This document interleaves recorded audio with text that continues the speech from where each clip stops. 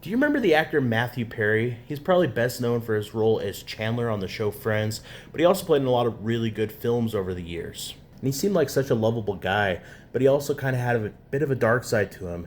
And I recently learned a story about the way that he treated a production assistant on the show while filming that told me a lot about who he really was, especially when times were rough.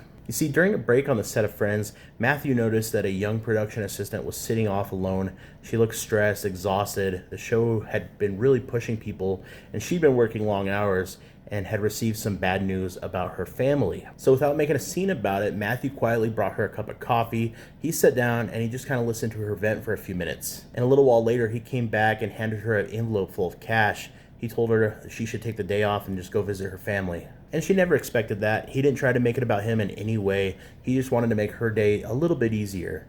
Years later, she told her friends that that moment had really stuck with her, that she would never forget how a person who makes millions could make her feel so seen when no one else did.